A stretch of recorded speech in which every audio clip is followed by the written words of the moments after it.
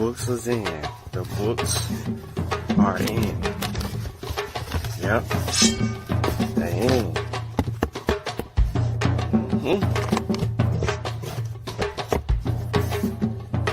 They here.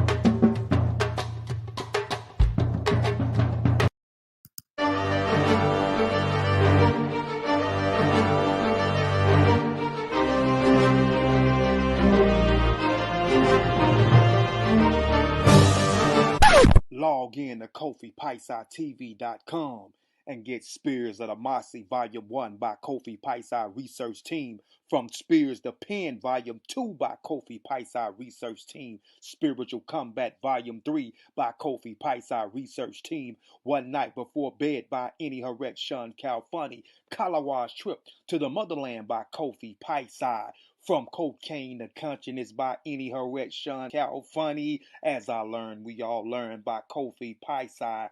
Also, if you want fresh merch, go to our online store, Family Connect Apparel, and get all the brands. Also, get our 54 deck of quiz and educational cards available now on KofiPaisaTV.com. ETM Hotel, Rennie Sean. Welcome in peace. My name is Sean. I'd like to thank everybody for tuning in to the Mossy Warrior Clan YouTube channel. Please like the show, share the show, tell a friend, tell a friend. Peace to the chat, those who will be viewing live and those who will catch the replay. Peace to you. Shout out to Dave B, Orande, OG Gorilla, Keenan, Benita. And those of you who have not spoken yet or will tune in as you're coming in, peace to everybody that's plugged in. Today's show is about order preceding chaos, right?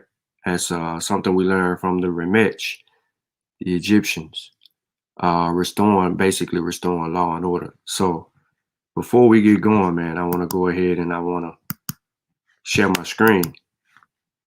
And I want to get straight into some information. What's good? What's good? Corey, Concrete is in the building. So I want to do something real quick. And I just want to share something and then get into another direction. I want to talk a little bit about history, right? African-American historians and reclaiming African history. So the Africans who came to the United States as slaves started their attempts to reclaim their lost African heritage soon after they arrived in this country. They were searching for the lost identity that the slave system had destroyed. Concurrent with the Black man's search for an identity in America has been his search for identity in the world, which means, in essence, his identity as a human being with a history before and after slavery that can command respect. The Afro-American connection with Africa is not new. In fact, this connection was never completely broken.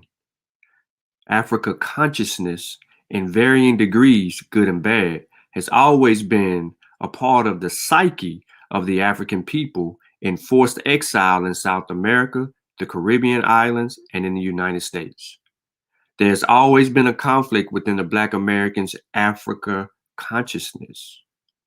This conflict was created early and was extended beyond all reasonable proportions by the mass media of the 20th century, such as jungle movies, elementary textbooks on geography and history, and travel books written to glorify all people of European extraction, in essence, white people.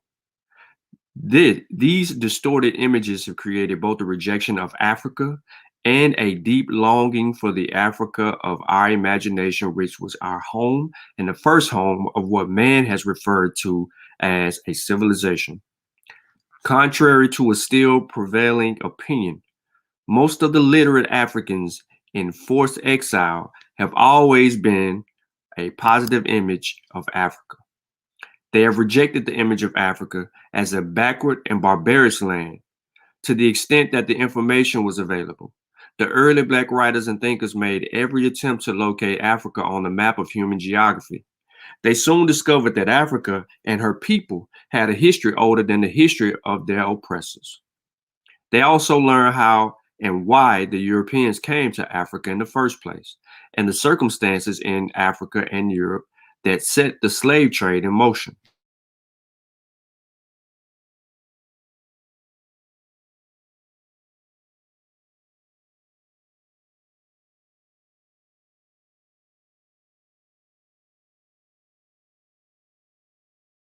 Walter Rodney was called The Underdevelopment of Africa. In his book on the subject, Professor Rodney analyzes the first European impression of the people and cultures of West Coast of Africa. Several historians of Africa. He points out after surveying the developed areas of the continent in the 15th century and those within Europe at the same time, find the differences between the two in no way to Africa's discredit. He quotes a Dutch account of Benin in West Africa to prove that, first, the Europeans compared African cities and cultures favorably to their own. The statement reads, "The town seems to be very great.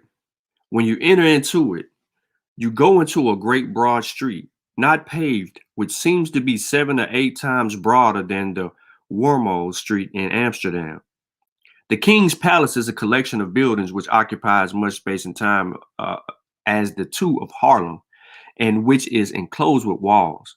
There are numerous apartments for the princes, ministers, and fine galleries, much of which are big as those of the Exchange at Amsterdam.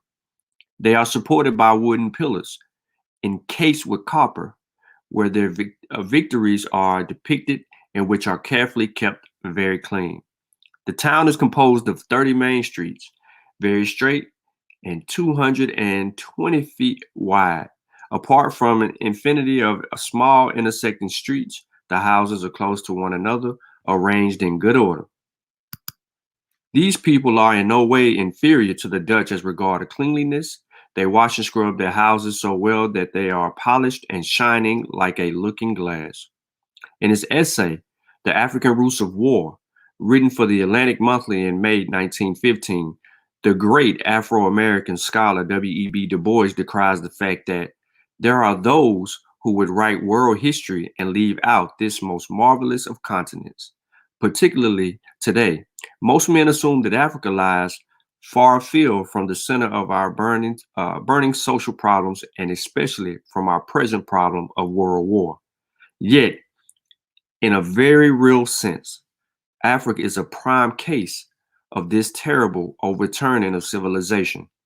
In Africa are the hidden roots, not simply of war today, but of the menace of war tomorrow. Always, Africa has given us something new, or some physicist of a world-old thing.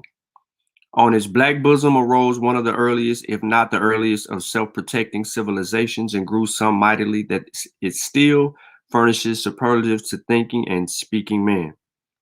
Out of its darker and more remote forest, vastness came.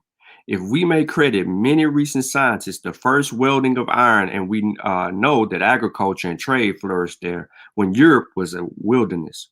Nearly every human empire that has arisen in the world, material and spiritual, has found some of its greatest crises on the continent of Africa, from Greece to the Great Britain. As Mommsen says, it was though Africa that Christianity became the religion of the world. In Africa, the last flood of Germanic invasion spent itself within hearing of the last gaps of the Byzantine, and it was again in Africa that Islam came to play its great role of conqueror, civilizer. In the reestablishment of the connection with Africa, and in search for more enlightened image of that continent and its people, the early Black writers in the United States soon learned that Africa was an important factor in world history, and that in the great human drama and the rise and fall of the nations, Africans had played every role from saint to buffoon. These writers, preachers, and self-educated men of affairs referred to themselves mainly as Africans, not coloreds or Negroes or Blacks, but as Africans. Nearly all their organizations bore the name African, and they thought of themselves as African people. These small group of Black freedom and escaped slaves began to develop during the latter half of the 18th century. By the end of that century, their presence was being felt as petitioners, anti-slavery speakers, and pamphleteers. Their writings and their place in history is well recorded in a recent book by Dorothy Porter, former librarian of the Moreland Collection, Howard University. The following information is summarized from parts 1 and 2. The first literary talent of Afro-Americans began to develop in the years between 1760 and 1837. Concurrent with the mutual benefit organizations expressing their social consciousness. In most cases, these organizations bore African names, and their leaders referred to Africa as their homeland. Ms. Porter tells us that this early disposition to associate together for mutual improvement provided a training ground of the half-educated as well as the educated and ambitious among the sons of Africa in the United States. The very titles of these organizations suggest that they were directed in the main to the improvement of the social and political status of Blacks. The Free African Society was organized by the Black Methodists in 1787. This society, under the leadership of Richard Allen and Absalom Jones, brought into being the independent Black church in the United States. The African Methodist Episcopal Church, the early Black churches were more than religious organizations. I'm going to repeat that, more than religious organizations. They performed the services of social agencies, publishers, community centers, and occasionally hiding places for escaped slaves. The first historical protests and literary writings of Black freedmen in the New England states found in an outlet of the church organizations affiliated with the church, and an essay on freedom with observation on origins of slavery, written by a member of the Sons of Africa Society.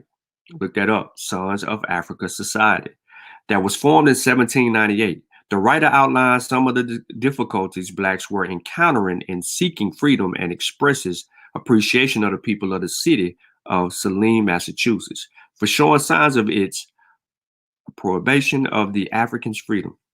Now, these pamphlets, broadsheets, and monographs will continue to appear throughout the first half of the 19th century, and their writers would help to establish the early Black press in the United States. Some of these writers became editors of such papers as Freeman's Journal, The North, and the Anglo-African Magazine. The spiritual and cultural return to Africa is reflected in the names of early Black institutions, especially in the churches. Professor St. Clair Drake draws the picture of the Black church during the formative years. He says, Black people under slavery turned to the Bible to prove that Black people, Ethiopians, were so powerful and respected when white men in Europe were barbarians. Ethiopia came to symbolize all of Africa, and throughout the 19th century, the redemption of Africa became one important focus of meaningful activity for leaders among New World Negroes. I'm going to say that again, but slow it down. Black people under slavery turned to the Bible to prove that Black people, Ethiopians, were so powerful and respected when white men in Europe were barbarians. Ethiopia came to symbolize all of Africa, and throughout the 19th century, the redemption of Africa became one important focus of meaningful activity for leaders among New World Negroes. Ethiopianism became an energizing myth in both the New World and in Africa itself for those pre-political movements that arose while the powerless were gathering their strength for realistic and rewarding political activity. Its force is now almost spent, but Ethiopianism left an enduring legacy to the people who fought for Black power in the 20th century, and some of its development needs to be understood. In the closing years of the 19th century, Africans in the Caribbean islands, South America, and in the United States continued to object to the distorted pictures of Africans given elementary textbooks, geographies, travel books, and histories. As far back as 1881, the renowned Dr. Edward Wilmot Blyden, on the occasion of his inauguration as president of Liberia College, sounded the note that called for a new approach to the teachings of African history and culture. Dr. Blyden is the best known of the Caribbean scholars who returned to Africa. Of his many books, Christianity, Islam, and the Negro Race, first published in 1837, is an enduring classic. In the United States, W.E.B. Du Bois continued on the work of Dr. Blyden and carried it into the 20th century. The unity and liberation of all Africa was the main mission of the life of Du Bois. He did not pursue the mission in isolation. He sought allies wherever he could find them. His interest in Africa began early in life, during his student days at Harvard University. As a result of his interest, he wrote his first major work, The Suppression of the African Slave Trade to the United States. This interest was continued in two other works, The Souls of Black Folk and The Gift of Black Folk. During his editorship in the Crisis magazine, he introduced Africa as a subject of concern for Black Americans. His book, The Negro, was his first attempt to write a survey history of the African world. His little known yet important essay, The African Roots of the War, was published in the same year. In this essay, he had dared to deal with the imperialist origins of the First World War and Africa in general. After World War I, new men and movements rose to challenge the old social order and ask for a new one. The best known movement of this period was the UNIA, otherwise known as the Universal Negro Improvement Association. The best known personality was its dynamic founder, Marcus Garvey. Concurrent with the rise of Garvey movement, a literary awakening called the Harlem Renaissance brought more attention to the world's most famous ethnic community. The Harlem Renaissance, in its own way, was an African consciousness movement, insinuated by Marcus Garvey in his program that asked Black Americans to consider a return to the motherland. Among Black writers, artists, and thinkers like W.E.B. Du Bois, James Weldon Johnson, J.A. Rogers, Arthur Schomburg, and Leo Hainesbury, the period of the Harlem Renaissance was a time of African rediscovery. In their writings, these scholars affirmed that Africans were great storytellers, long before their first appearance in Jamestown in 1619. The rich and the colorful history, art, and folklore of West Africa, the ancestral home of most African Americans, present evidence of this and more. Contrary to a misconception which still prevails, the Africans were familiar with literature and art for many years before their contact with the Western world. Before the breaking up of a social structure in the West African states of Ghana, Malay, and Songhai, and the internal strife and chaos that made the slave trade possible, the forefathers of the Africans who eventually became slaves in the United States lived in a society where university life was fairly common and scholars were beheld with reverence. There were, in this ancestry, rulers who expanded their kingdoms into empires, great and magnificent armies whose physical dimensions dwarfed into nations, into submission generals who advanced the techniques of military science, scholars whose vision of life showed foresight and wisdom, and priests who told of gods that were strong and kind. To understand fully an aspect of Afro-American life, one must realize that Black America is not without a cultural past. Though he is many generations removed from it before his achievements in America, literature and art commanded any appreciable attention. I've been referring to the African origin of African American literature and history. This preface is essentially to every meaningful discussion of the role of African Americans in every major aspect of American life, past and present. Before getting into the body of this article, I want to make it clear that the African people did not come to the United States culturally empty-handed. I will elaborate very briefly on my statement to the effect that forefathers of Africans who eventually became slaves in the United States once lived in a society where university life was fairly common and scholars were beheld with reverence.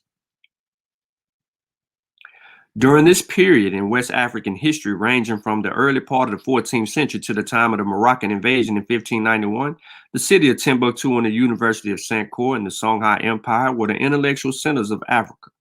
Black scholars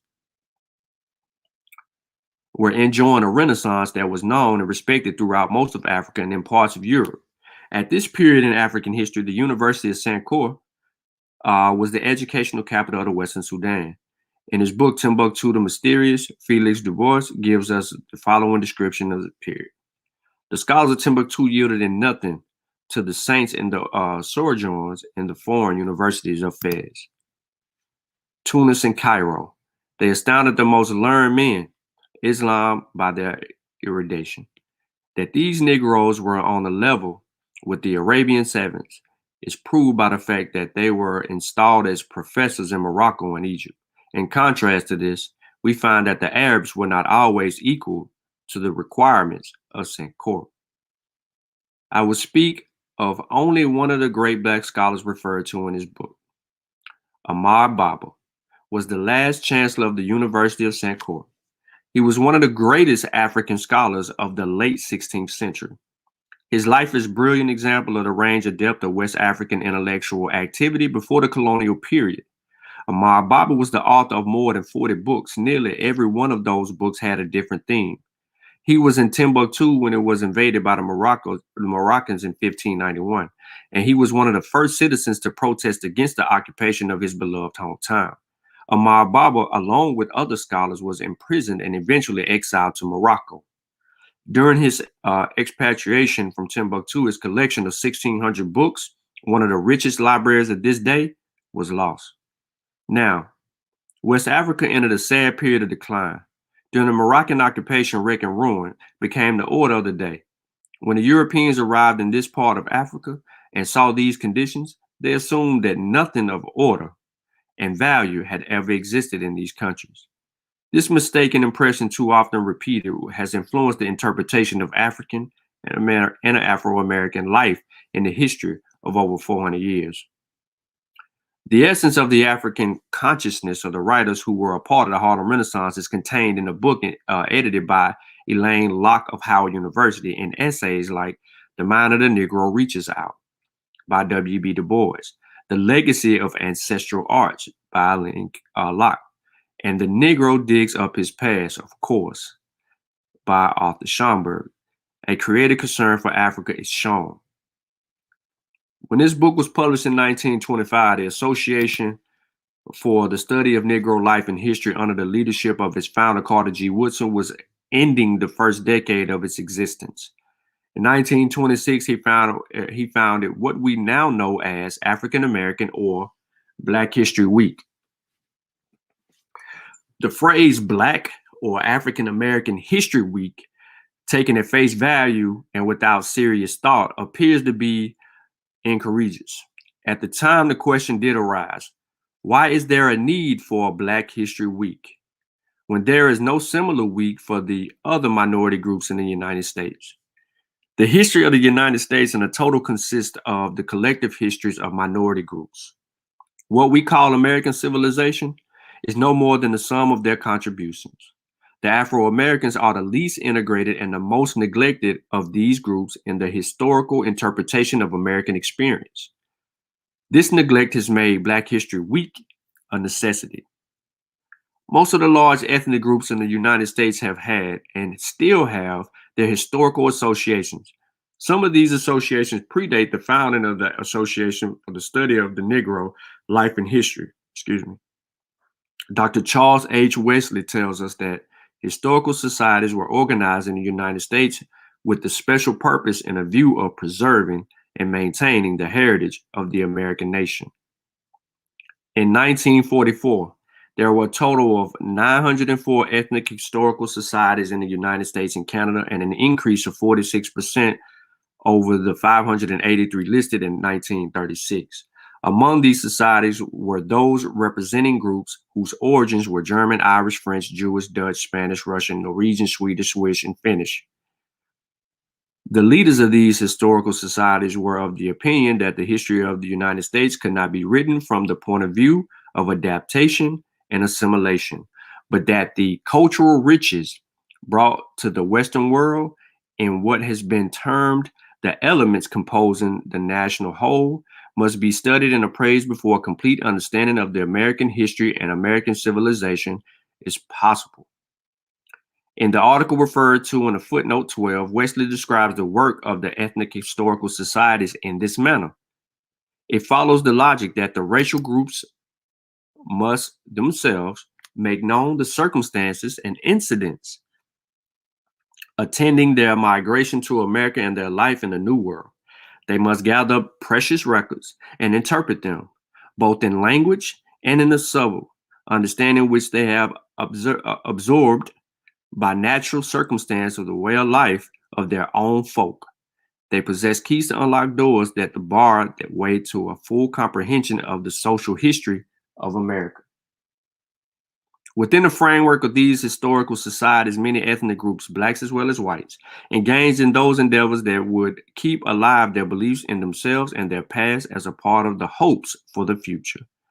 For Black Americans, Carter G. Woodson led the way and used what was called the Negro History Week to call attention to his people's contribution to every aspect of the world. Dr. Woodson, then director of the Association of the Study of Negro Life and History, conceived a special week as a time when public attention should be focused on the achievements of America's citizens of African descent. Initially, the observance consisted of public exercises emphasizing the salient facts brought to the light by researchers and publications of the association during the first 11 years of its existence. The observance was widely supported by schools, churches, and clubs among Black Americans. Gradually, the movement found support among other ethnic groups and institutions in America and abroad. The acceptance of the facts of the Black history and the Black historians as a legitimate part of the academic community did not come easily. Slavery ended and left its false images of the Black people intact. In an article, noted African-American historian Dr. Benjamin Quarles says, "The founding fathers, revered by historians for over a century and a half, did not conceive of the Negro as part of the body politic. Theoretically, these men believed in freedom for everyone, but actually they found it hard to imagine a society where Negroes were of equal status to whites. Thomas Jefferson, the third president of the United States, who was far more liberal than the run of his contemporaries, was nevertheless certain that the two races, equally free, cannot live in the same government." Early white American historians did not accord African people anywhere a respectful place in their commentaries on the history of man. In the closing years of the 19th century, Black historians began to look at their people's history from their vantage point. Quarles observes that, as early as 1883, this desire to bring to public attention the untapped material of the Negro prompted George Washington Williams to publish his 2-volume work. If you've been listening to me for a little while, since I began, I am basically bringing you up to speed right now. I want y'all to think about the climate that we're living in right now. I want you to think about all the things that have transpired in the last few weeks. I want y'all to think about or put your minds on, how did we get here? From challenging the ancestors' works, or to updating the ancestors' works, to critiquing the ancestors' works and the works of today and the people of today, there's a process in play. So here we are in the advancement, and we're dealing with the coming of the Negro Week. We're talking about establishing the African American perspective and worldview. We're talking about a time where history is writing us out of that worldview. And we're talking about African Americans taking agency over their own history and reclaiming it. And we're talking about the gift of Carter G. Woodson's Negro Week leading into that play, which would bring us to where we are here. The first formally trained Afro-American historian was W.E.B. Du Bois, whose doctoral dissertation published in 1896, The Suppression of the African Slave Trade to the United States in 1638 to 1870, became the first title to be published in the Harvard History Studies collection. It was with Woodson, another Harvard PhD, that African world history took a great leap forward and found a defender who could document his claims. He was convinced that unless something were done to rescue the Black man from history's oversight, he would become a negligible factor in the thought of the world. In 1915, he founded the Association for the Study of Negro Life and History. During the preceding 20 years, an American Negro Academy had been founded in Washington, I'm gonna say that again. The American Negro Academy, you heard me bring up that. You're talking about the talented 10, had been founded in Washington, and a Negro Society for Historical Research had appeared in New York. These organizations were short-lived because they lacked a historian of Wood's ability, who was also a leader of men and an organizational administrator. Woodson was born a former slave, Annie and James Woodson, in 1875 in New Canaan, Virginia. He suffered all hardships of poverty while growing up. Only a 5-month distinct school was available to him, and he was unable to attend it on a regular basis. He studied at home while working on the family's farm. He had already established a lifetime habit of studying at home. In his early years, he was mostly self-taught. He mastered all the fundamentals of common school subjects by the time he was 17. Then he went to Huntington, West Virginia, where he would work in the coal mines. He later entered Douglas High School and earned a teaching certificate in less than 2 years. He pursued further education at the Berea College in Kentucky, where he received the Lit B degree.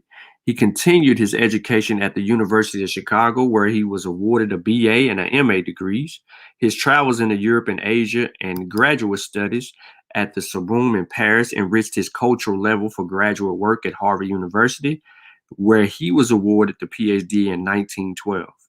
After Harvard, he had an extensive career as an educator, principal of Douglas High School, teacher of languages and history in the high schools of Washington, D.C., dean of school and liberal arts, Howard University, and supervisor of schools in the Philippines.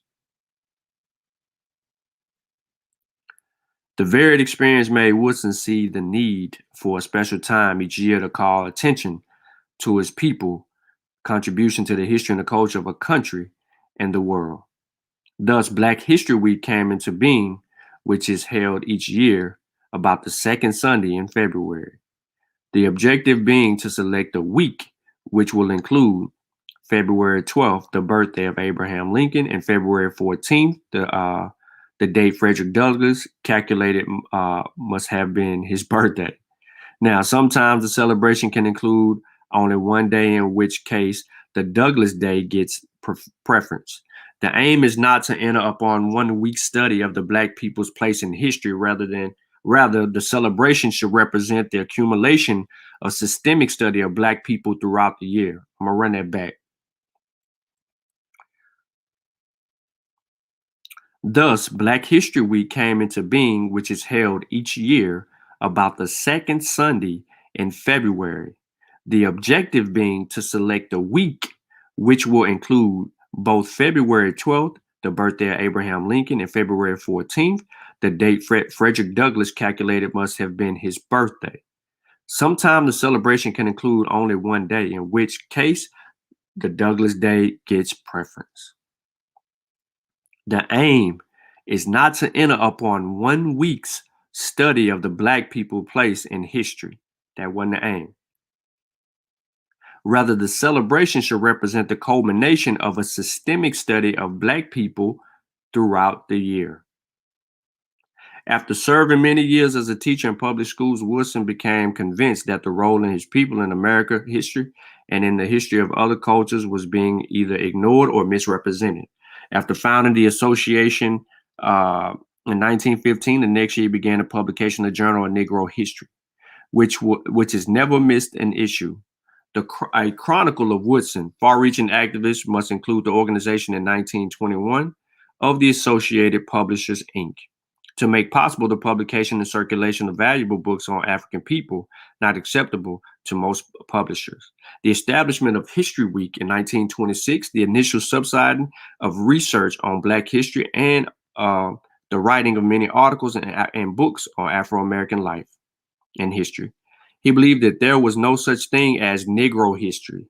He said what was called Negro history was only a missing segment of world history. He devoted the greater portion of his life to restoring this segment.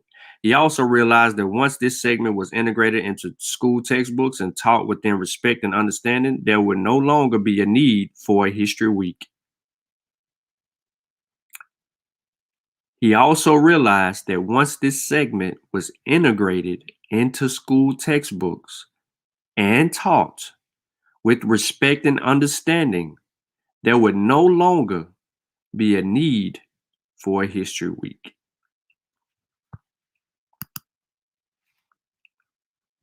I'll pause right there for a second, y'all. I want to get into something.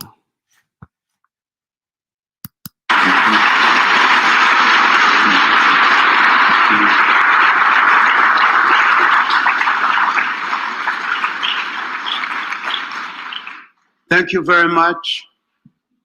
I'm pleased with the invitation. We have a lot of work to do, and we want to go directly to the work. I have often said history is a clock that people use to tell their political and cultural time of day. It is also a compass that people use to find themselves on the map of human geography. The role of history is to tell a people where they have been and what they have been, where they are and what they are. But most important, the role of history, properly learned, tells the people where they still must go and what they still must be.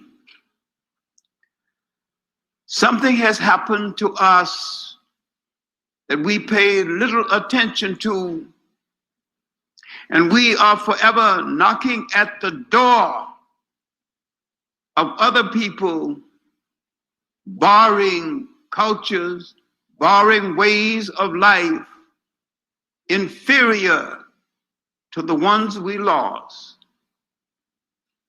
When you see the strongest thing about a people, look on the flip side and you'll see the weakest. The strongest thing about African people in relationship to other people was their ability to be hospitable to strangers. The weakest thing about African people is that they did not understand the intention of those strangers. And those strangers disrupted our society from Western Asia for 3,000 years before the Europeans. We are always adopting people and following after people who don't know where they are going. And we are always equating ourselves with other people, not knowing that it is not a matter of being better or worse, it is a matter of being different.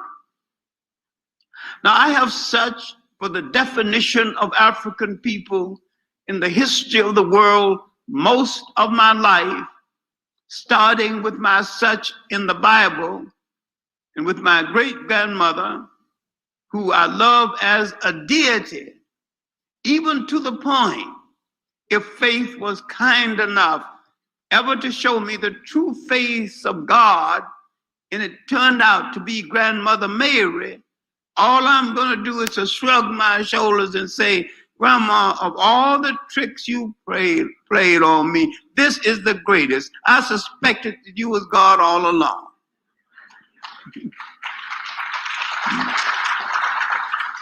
What we failed to do is to see greatness and godliness in ourselves, because we have been programmed into someone else's incubator. When you are born into one cultural incubator with a special kind of cultural chemistry that goes with your makeup, your personality, and your surroundings, and when you are taken out of that and placed into another culture incubator, alien to your culture, you take on traits you never had before. Some time ago, some meat-clad women all perfume down and jewelry down, middle class and up, whatever that is, asked me to speak on the historical origins of Black teenage pregnancy. They expected me to come and hang the Black man out to dry, condemn him down through the ages, and I didn't even mention him because there was no Black teenage pregnancy in Africa. There was no wife beaters in Africa. There was no men referring to women by the B word in Africa. Then where then did we pick up these traits?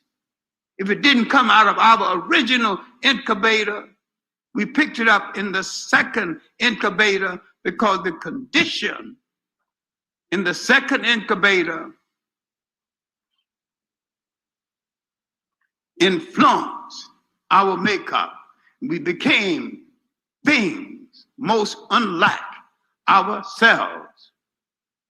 Now, my mental notes for this lecture is called Law and Order in African Societies Before and After Invasion and Slavery. And I'm putting on the fact that I have traveled in nearly every country in Africa except South Africa. And I have lived among people, so-called primitives, who were the most civilized people I have ever met, because at first they recognized my humanity. When you live among people you've never seen before, when they make you welcome, fix special foods for you because they think you came from an alien land, they have to fix something American for you. When they fix oatmeal for you, one of the few foods I didn't eat growing up, and I grew up poor, and you eat every bit of it out of courtesy, you know that here is a people of warmth and kindness. And the interesting thing about this encounter is that I was in the hinterlands between Ghana and Togo, and I was with a man of the Ewe culture group. I don't use the word tribe because everybody in the world came out of a tribe. French is a tribe, English is a tribe. But when you use the word tribe toward us, you use it derogatory. So I just don't use it at all. Thanks. When you use it for everybody, I use it for us. Now, the interesting thing is that they had put me up in their home, and the wife was kidding the husband because he was a clerk in one of the local Barclay banks. And she said that every time when you married me, you promised to teach me to read. She spoke better English than he, and she did not know how to read. And she said, every time you promise me you're going to teach me how to read, you get me pregnant again. No more babies until you keep your promise. She wrote me back a year later and said that she had given birth to a child. She had learned how to read, and she had actually written the letter she had sent to me. And I remember the humanity of that meeting showed me how Africans behaved among Africans before Europeans came. And this is what we have lost. How did we behave among each other before this interference, and we began to imitate other people's manners, other people's clothes, other people's food, and sometimes, tragically, other people's women?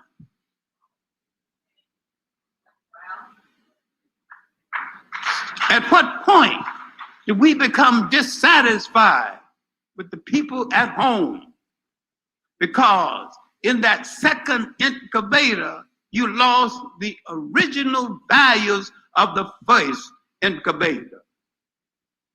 I wondered a lot about this change. And one day in Ghana, I was visiting the superintendent of prisons in Kumasi, the capital, the cultural capital of Ghana. And I heard of what I would consider a minor crime, barely worth a long conversation. 3 men were working on a job. One man faked an illness, and the other man finished his work and gave him his share of the money. On the way home, they saw him in a bar drinking it up with the ladies. That was not only a violation of law, it was a violation of something in Africa that is stronger than law, custom. You want to know how then did we control each other before the Europeans came, before the Arabs came, before those other Middle Eastern thieves came to take over our country? We controlled each other through custom that was larger and stronger than law. The family itself was a small, contained nation. The uncle was equal to the father in dispensing discipline. Everybody belonged to something.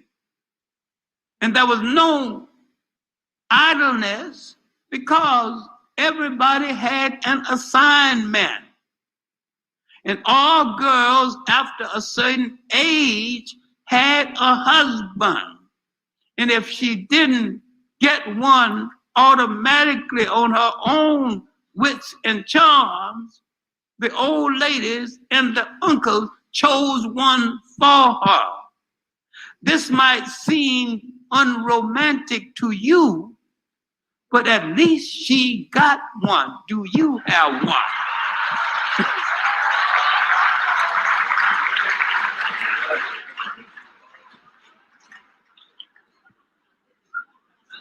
The society furnished everything that you needed. The society was a mini state in itself.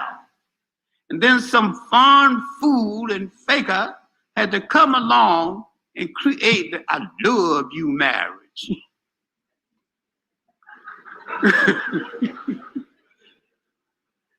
And love sometimes lasts a season. But the I respect you marriage kept on lasting, and there wasn't no word for divorce in their vocabulary. When you married a lady, you didn't just marry her, you married her family. And you brought together not just 2 people, you brought together goats and cattle and chickens, and all those things came together by virtue of the marriage. And the uncles related. And you did not tell a lady the things we tell ladies now, because we did not understand that in African society, the matrilineal was created. The concept that the lineage comes down through the female side. And the king's son cannot be king, but the king's sister's son could be king. Therefore, eliminating any fight between family or within the family. Now, back to this case in Kumasi of the 3 men. Because I was living in the home of the superintendent of prisons, he attended the trial when they took this man to his head chief. The trial lasted 3 nights, and I won out. The man had apologized. That wasn't enough. He said he'd give the money back. That wasn't enough. And the trial kept going on. And he kept bringing in witnesses and witnesses. Then finally, near the end of the trial, in an African court, in the customary court, the accused can examine everybody in the court, including the judge.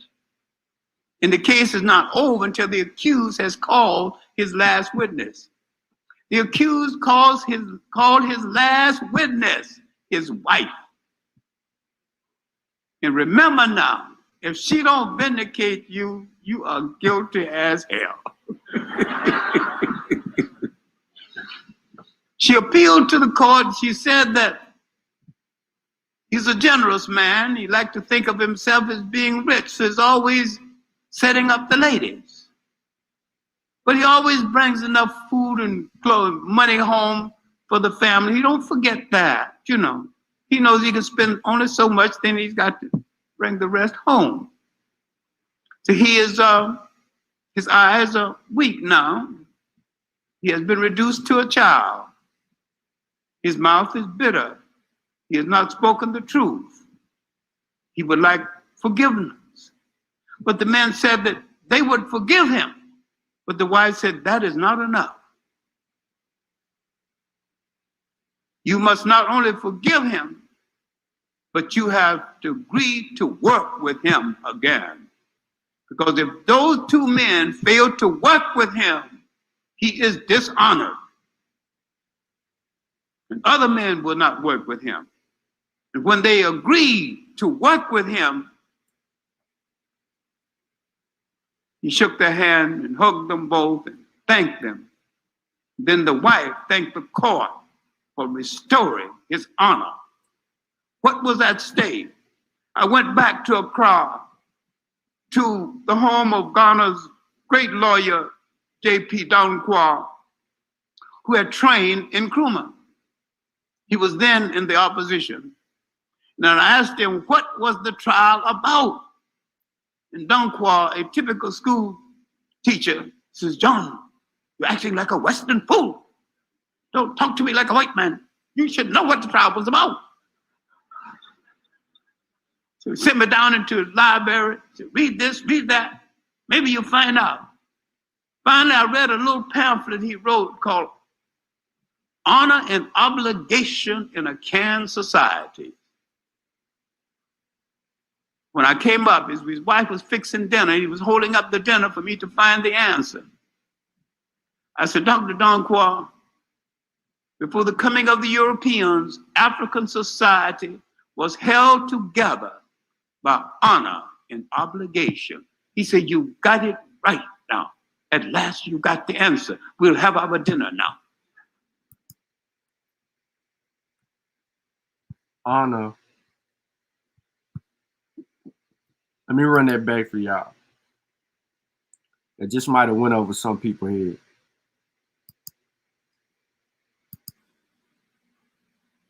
When I came up, his wife was fixing dinner. He was holding up the dinner for me to find the answer. I said, Dr. Danquah, before the coming of the Europeans, African society was held together by honor and obligation. He said, you got it right. At the end of the day, it's about honor and obligation. At the end of the day, order precedes chaos. Order precedes chaos. So I ended earlier, I stopped right here in regard to what I was reading earlier. I wanted to bring the two together because if we continue to read further, you'll see Nkrumah's name show up. You'll hear about the Blyden Society, right? There was some key points and some things in history that we actually can learn from, like the Blyden Society and so forth. And just the journey that it took to get up to this point. This is a time where African Americans were beginning to write their own history in confrontation with Eurocentric thought, Eurocentric worldview, and escaping slavery. Who were we before conversion and enforced slavery? That was prominent. And historians would provide that window of opportunity for us to reacclimate ourselves back to Africa, back to our customs and traditions, back to our culture. An opportunity to get back to our culture. Some tainted, some kept secret, but the opportunities exist because of the work that these founding fathers of moving the needle forward, built. So, I wanted to get into that just so people can understand where we are in this moment today. It's similar to some confusion that has happened in the past before. And you get all these great minds, good ideas, and people begin to clash over information, and personalities begin to be worshipped, and sides get to being chosen, and you have the conflict of interest between Marcus Garvey and that whole scenario, and people claiming what they claim about what took place and saying that he was pretty much, ostracized by, I ain't got to say all of that. And lo and behold, you get a chain of events that occur within the last 24 hours. It seems to just be a little bit confusing. And that's what it is. So I'm not going to hold anybody else up, man. I just wanted to start there. I may come back to this because there's some information to actually get later on into this article that I believe that could help restore law and order. I do believe. So a lot of times you have to look back in order to look forward, and you find your why. And I think my why, for me, I can't speak for anyone else. My why is bigger than any individual, any so-called clique, any research group, any personality, any commenter. You know what I mean? When I look back at what we've done as a member of the Mossy Warrior Clan and Kofi Psi research team specifically, we have 2 scholarships on the continent of Africa, that is paying for the, the education of 2 African sisters right now. Our books that we have written has made it to the continent. We've dropped overall like 9 projects and a clothing and accessory website and educational card system and and more to come. All in the middle of a pandemic, but also in the middle of chaos. Yep. So my why is a little bit, well, I can't say a little bit. My why is bigger than most other people. You know what I mean? I'm not a likable guy, but my why is bigger. John Henry Clarke makes that assessment. Because this is who's writing this. This is John Henry Clarke.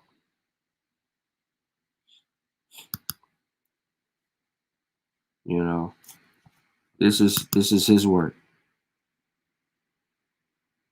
And this is why I said pretty much what I said. The prime significance of African history becomes still more manifest when it's realized that this is that this deliberate denial of African history arose out of the Europeans' expansion and invasion of Africa, which began in the middle of the 15th century. The compulsion was thereby felt to attempt to justify such colonialist conquests, domination, enslavement, and plunder. Hence, this brash denial of history and culture to Africa, and indeed even of human qualities and capacity for civilizations to the indigenous people of Africa. What Moore is saying in essence is we cannot place African humanity and history in proper perspective until we deal with the distortions of African history. This hard fact is that what we call world history in most cases is only the history of Europe and its relationship to non-European people. The Western academic community in general is not yet willing to acknowledge that the world did not wait in darkness for European people to bring the light. The history of Africa has already old when Europe was born. Now, so it was old when Europe was born. And then he gets into the explanation of law and order. Because he's setting the precedents, and he's telling you that, listen, this culture, this tradition, these customs far outweigh what one person can see or believe or insinuate. And that I hold true there and there. So on that, man, I'm gonna say Shimon Hotep. Man, peace to everybody, man, that watched the little bill. It's only about an hour, so it's bite-sized. You know what I'm saying? I know other people live right now. You can enjoy the rest of your evening, and I might be back with Science with Sean, and we might kick some information.